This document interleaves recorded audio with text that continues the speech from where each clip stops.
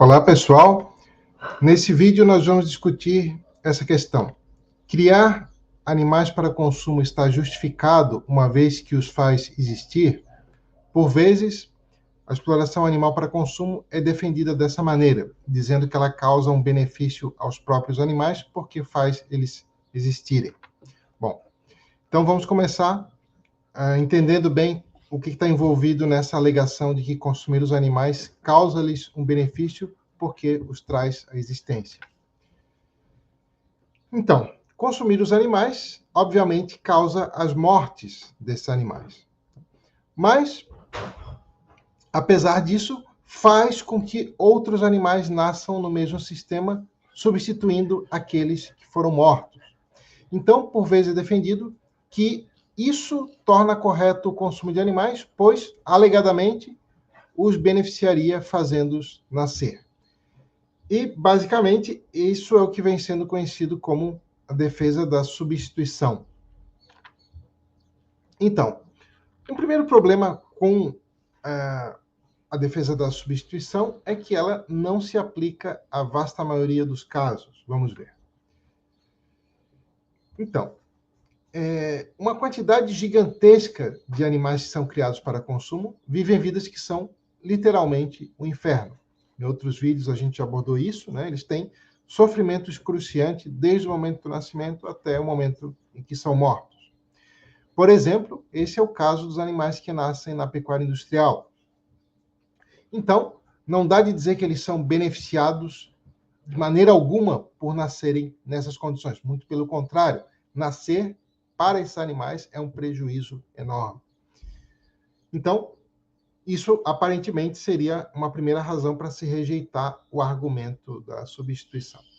Mas um proponente da substituição poderia contornar essa crítica falando o seguinte: poderia dizer que a proposta da substituição é justamente reformar o sistema de exploração animal para que os animais levem vidas positivas. É claro, a gente poderia duvidar de que isso seria possível na prática, né? Porque por conta da alta demanda por produtos de origem animal, né, parece que, devido a essa alta demanda, não é possível criar tantos animais assim em condições onde eles teriam vidas positivas. Mas, independentemente disso, também é possível desafiar essa ideia de que tudo bem matar os animais desde que isso faça nascer outros, substituindo-os, levando-os vidas positivas. Então, mesmo que fosse possível garantir que esses animais tivessem vidas positivas, ainda poderíamos desafiar a defesa da substituição, desafiando essa própria ideia de que os animais são substituíveis. Tá? E é isso que a gente vai ver no decorrer dessa apresentação. Então, uma primeira tese que a gente tem que discutir é essa. Será que causar um benefício dá direito a causar um malefício? Então, vamos entrar no segundo problema com a defesa da substituição, que é o seguinte: mesmo que o consumo de animais os fizesse nascer para terem vidas positivas, isso parece que não implica necessariamente que é correto matá-los. Parece que isso é insuficiente para justificar matá-los. Por quê? Bom, porque se implicasse, também implicaria que seria correto que os pais matassem os filhos, desde que esses pais dessem vidas positivas a esses filhos até o momento da morte e fizessem nascer outros para substituí-los. Se os animais não humanos não fossem prejudicados com a morte, talvez fizesse sentido dizer que tudo bem matá-los, desde que tivessem uma vida positiva e fossem substituídos. Mas, como a gente viu aqui em vários outros vídeos, né, os animais sim que são prejudicados com a morte por uma razão muito simples, porque a morte os impede de desfrutar daquelas experiências positivas que eles teriam se continuassem vivos. Então, parece que, já que no contexto humano essa ideia seria considerada completamente inaceitável, né, os pais matarem os filhos desde que fizessem nascer outros no seu lugar para ter vidas igualmente positivas, então parece que, se isso é injustificável, também é injustificável fazer o mesmo com animais não humanos. É claro, tem casos onde os animais, se eles continuassem vivos, eles experimentariam somente sofrimento. Então, nesses casos, claro que é menos ruim morrer do que continuar vivo. Só que isso não pode formar uma defesa da substituição. Por quê? Porque esse não pode ser o caso dos animais aos quais o argumento da substituição faz referência. Por quê? Bom, porque o argumento da substituição tenta justificar o consumo de animais, alegando que essa prática poderia fazer nascer animais que teriam vidas positivas. Então, não é o caso desses animais que teriam apenas sofrimento pela frente. Esses animais, aos quais o argumento da substituição faz referência, são animais que, teoricamente, estariam levando vidas positivas. Então, nessas condições, se os animais estão levando vidas positivas, então eles seriam prejudicados com a morte, porque a morte, nesse caso, impediria a continuação de uma vida positiva. Tá? Então, não dá de defender o argumento da substituição, apontando para o caso dos animais que só teriam sofrimento pela frente e que a morte seria menos ruim para eles do que continuar vivo. Então, em resumo, pode haver razões para fazer com que animais nasçam para ter vidas positivas. Por exemplo, vamos supor que alguém tenha a meta de fazer com que o mundo contenha o maior número possível de seres sencientes com vidas positivas. Então, essa pessoa tem razões para querer que nasça o maior número de animais que tenham vidas positivas. Só que, uma vez que eles existem e já têm vidas positivas, então isso já faz com que existam fortes razões contra matá-los, porque então a morte os prejudicaria em alto grau, porque terminaria com vidas positivas. Portanto, o fato de que o consumo de animais poderia, em condições ideais, né, não sabemos se essas condições são possíveis na prática, muito provavelmente não, mas o fato de que o consumo de animais poderia, em condições ideais, fazer com que certos animais nascessem para ter vidas positivas, não parece ser suficiente para justificar o consumo de animais, porque então já teríamos fortes razões contra matá-los se eles estivessem levando vidas positivas. Então, nesses casos, matar esses animais causaria um mal maior do que deixar de produzir novos seres sencientes. Isso se dá por uma razão que tem a ver com a tese da assimetria. Vamos ver. No caso de seres sencientes que já existem ali indivíduos identificáveis que seriam prejudicados com a morte. Por exemplo, se alguém me mata, vai dizer, olha, foi o Luciano que foi prejudicado, né, por ter sido morto, porque isso impediu ele de desfrutar assim, assim, assim. Se alguém mata, sei, um porco, um boi, um peixe, uma ave que já existe, dá dizer, olha, foi esse indivíduo aqui que foi prejudicado por ser morto. Agora, no caso de deixar de produzir novos seres sencientes, nesse caso, não há ainda alguém que seria prejudicado por não chegar a existir. Tudo que haveria são inúmeras possibilidades de indivíduos futuros. Por exemplo, vamos supor que uma mulher está decidindo, ela quer engravidar, mas ela está decidindo se ela engravida agora ou, não sei, daqui um mês ou daqui 2 meses. Se ela decide engravidar nesse mês, não faz sentido dizer que isso prejudicou o indivíduo que poderia ter nascido do outro óvulo se ela tivesse esperado o próximo mês. E vice-versa, se ela decide esperar o próximo mês para engravidar, também parece que não faz sentido dizer que isso prejudicou o indivíduo que poderia ter nascido do óvulo desse mês. Por quê? Porque nesse caso estamos falando de meras possibilidades futuras de seres sencientes e não de seres sencientes, seres que já existem enquanto indivíduos. Agora, em contrapartida, faz sentido afirmar que se um ser senciente já existe, se ele é morto, então ele é prejudicado com a morte, se a morte impede uma vida positiva. Então, é por essa razão que o mal causado por matar um ser senciente que já existe parece ser maior do que o benefício de produzir novos seres sencientes que ainda não existem, mesmo que esses seres venham a ter vidas significativas. E é por isso, então, que produzir um novo ser senciente não compensa o mal de matar, né? Então, e fora toda essa discussão, né, de que parece que o argumento da substituição assume, então, que causar um benefício justifica causar um malefício posteriormente. Essa é uma tese altamente controversa, né, que é completamente considerada inaceitável quando as vítimas são humanas. Então, parece que a substituição só é defendida por conta do especismo. Bom, mas existe essa outra objeção que defende que alguns animais quase não são prejudicados com a morte e que, então, para o caso desses animais, não seria especista defender a substituição deles. Vamos analisar, então, essa objeção. Então, por vezes é defendido que alguns animais, né, e no caso desse argumento, são aqueles animais que não retêm uma conexão psicológica forte ao longo do tempo, né? Por exemplo, que não têm uma memória de longo prazo, não se projetam no futuro, não fazem planos para o futuro e por aí vai. Então, segundo essa visão, esses animais que não retêm uma conexão psicológica forte ao longo do tempo não seriam prejudicados com a morte ou seriam muito pouco prejudicados por ela. Então, a gente pode perguntar assim, tá, mas por quê? O que tem a conexão psicológica a ver com o dano da morte? Então, agora a gente vai analisar duas tentativas de tentar fundamentar essa alegação, de que o indivíduo ter pouca ou nenhuma conexão psicológica faz com que ele quase não seja prejudicado com a morte ou não seja prejudicado com a morte.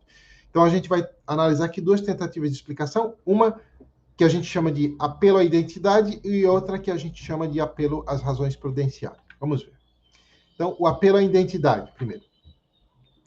Então, segundo determinada teoria sobre o que determina a identidade de um indivíduo, o que faz alguém ser o mesmo indivíduo ao longo do tempo é a sua conexão psicológica.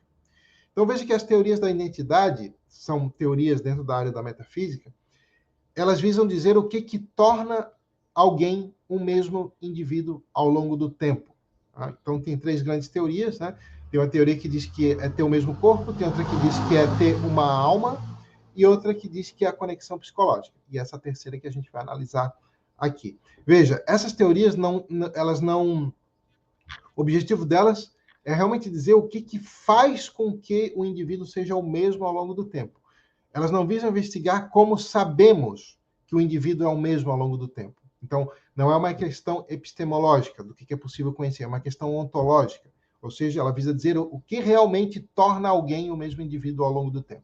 Então, falei que tem três grandes teorias. Uma delas diz que o que faz alguém ser o mesmo indivíduo ao longo do tempo é a sua conexão psicológica. Ele mantém memórias, traços de caráter, desejos, intenções ao longo do tempo. Tá?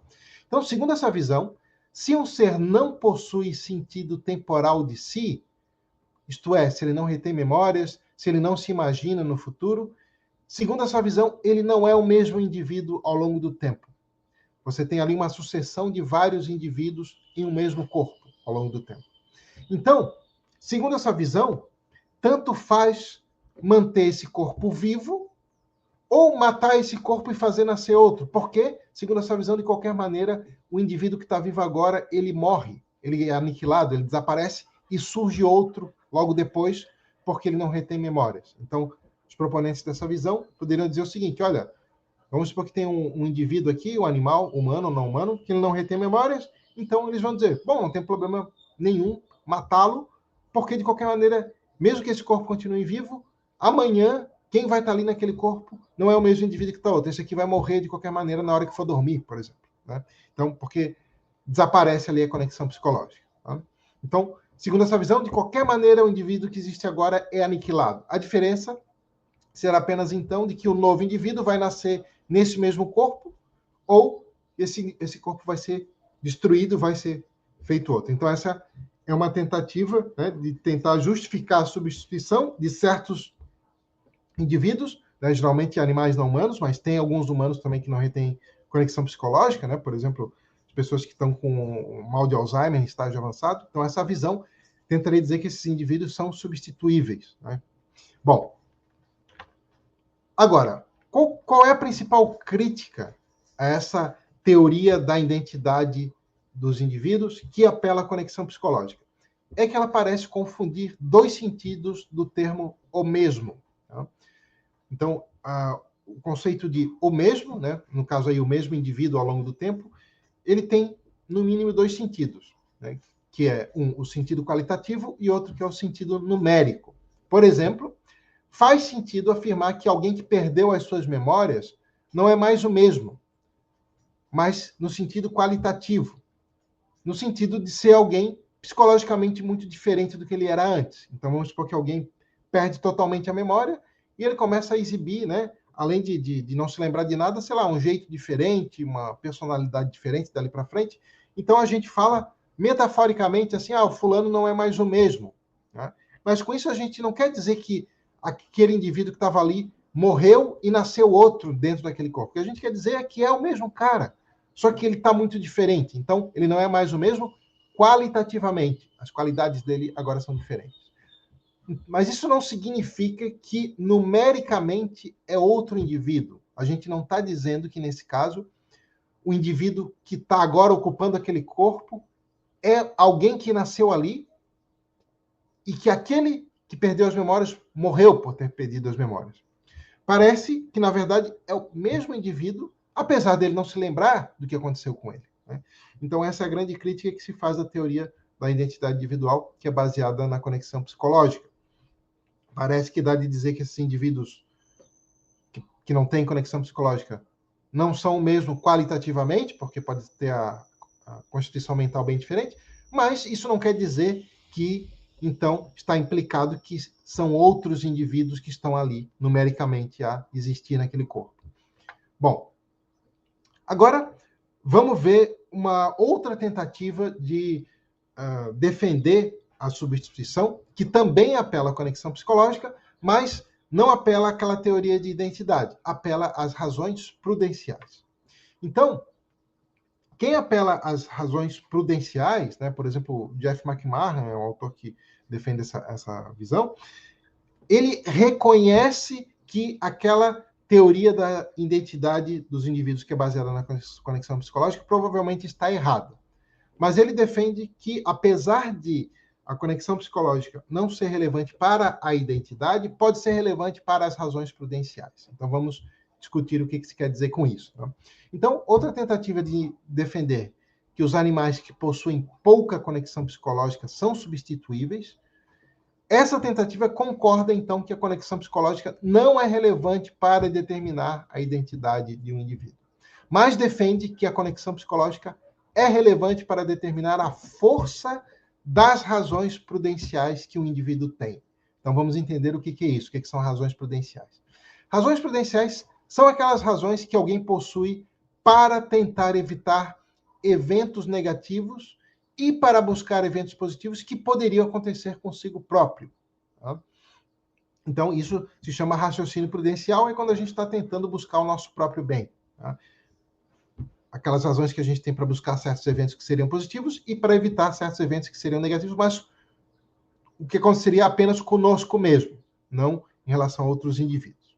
Bom, então, de acordo com essa visão que a gente está discutindo, a força dessas razões prudenciais deveria ser determinada não apenas com base no quão negativo ou positivo seria o evento, mas multiplicando-se o quão positivo ou negativo seria o evento, o quão bom ou ruim ele seria, pela conexão psicológica que o indivíduo manteria com o seu eu futuro. Então, segundo essa visão, os seres que possuem pouca conexão psicológica não são muito prejudicados com a morte, mesmo que a morte os prive de ter experiências bastante satisfatórias e por bastante tempo. Por quê? Porque esse evento positivo, das experiências positivas ao longo do tempo, que poderiam ser muito grandes, teria que ser multiplicado por um valor muito baixo, que é o da conexão psicológica.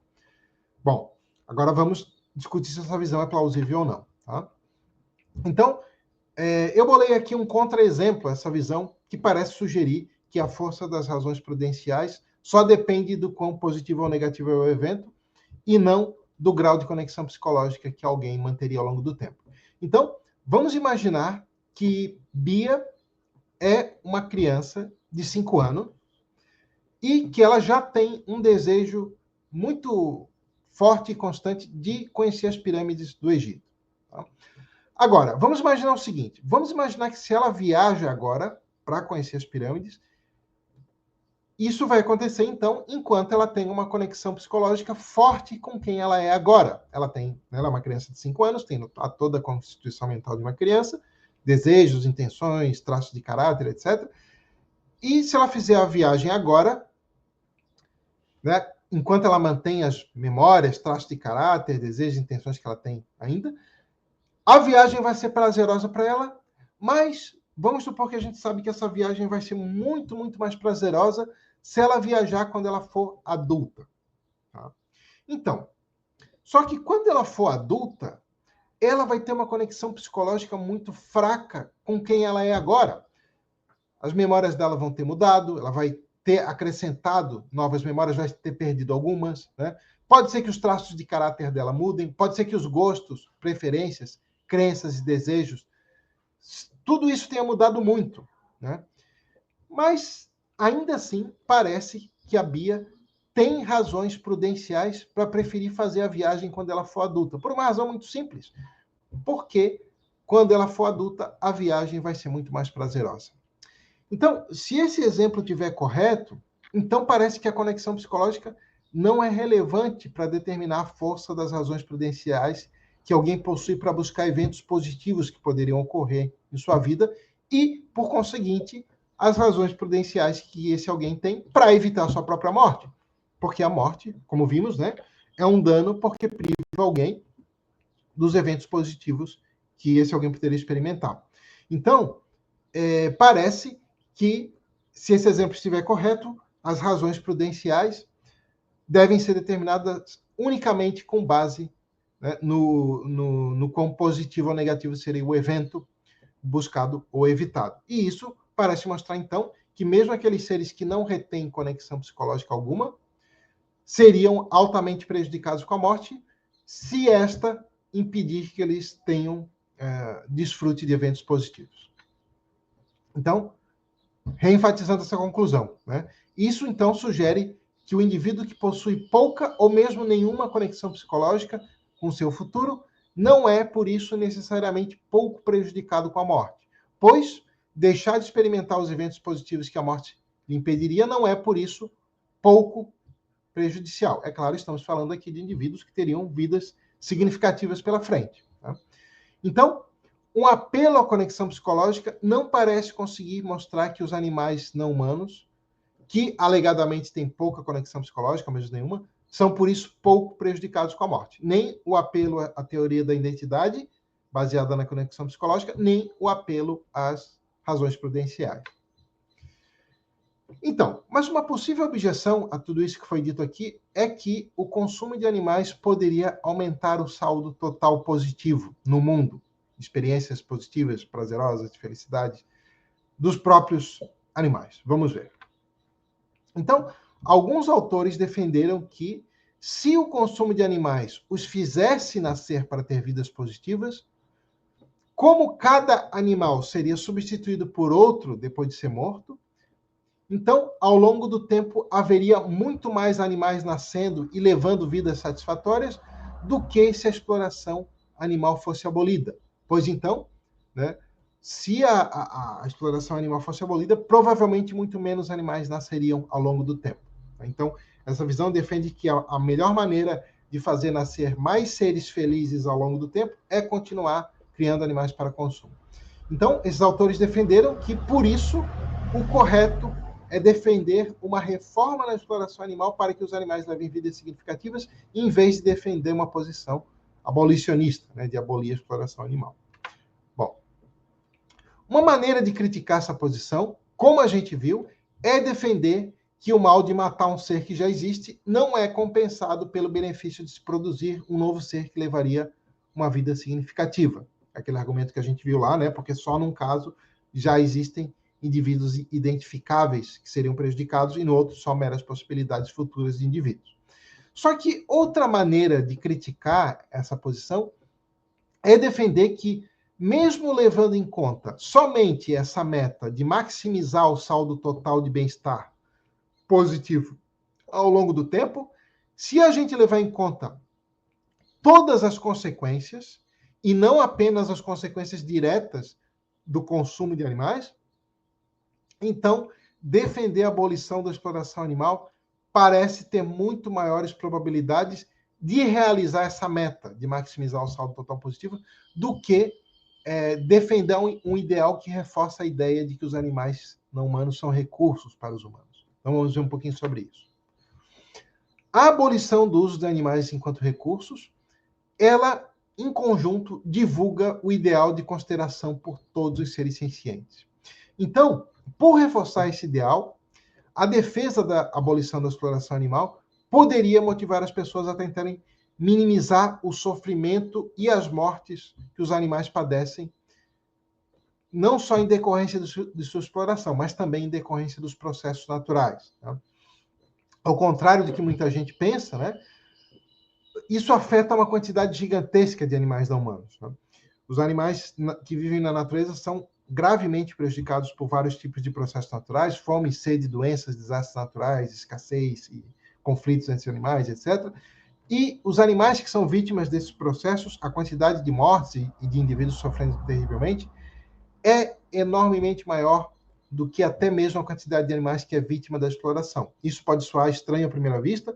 Quem se interessar e achar estranho, pode ler mais sobre isso nos outros materiais que a gente tem aqui, em outros vídeos também. Mas a questão é essa. O sofrimento dos animais selvagens em decorrência dos processos naturais afeta uma quantidade de vítimas astronômica. Então, quando a gente defende a abolição da exploração animal por razões de preocupação com os próprios animais, a gente está difundindo esse ideal de preocupação com os seres sencientes. E esse ideal pode incentivar, então, as pessoas a começarem a se preocupar também em minimizar o sofrimento dos animais selvagens que decorrem de processos naturais.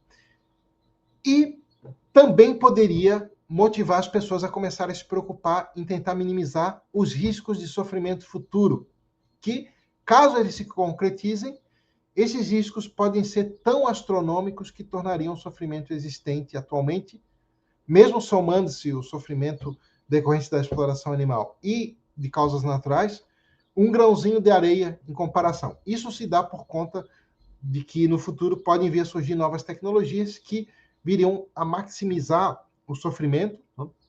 Tanto no planeta Terra quanto, muito provavelmente, para fora, né? Em outros planetas, por exemplo. Isso, né, no futuro em longo prazo. Então, isso poderia, né, maximizar o sofrimento para muito além de tudo que existe hoje. Esses riscos não são negligíveis, né? Na verdade, eles são muito sérios. Temos aqui todo um outro curso falando sobre isso, né? Quem quiser pode ver nas referências do texto sobre essa aula.